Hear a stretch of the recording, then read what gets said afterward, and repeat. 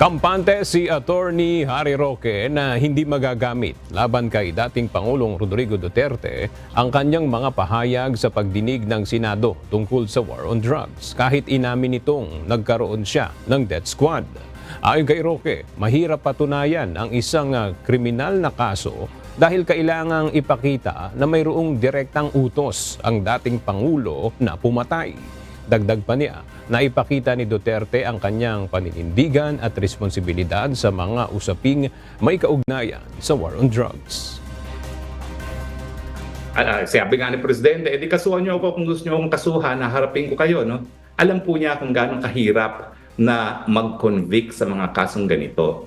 Kinakailangan mapakita na may order talaga siya para pumatay. At paulit-ulit niyang sinabi na ni minsan wala siyang sinabi sa kahit kaninong pulis na patayin mo ang ex.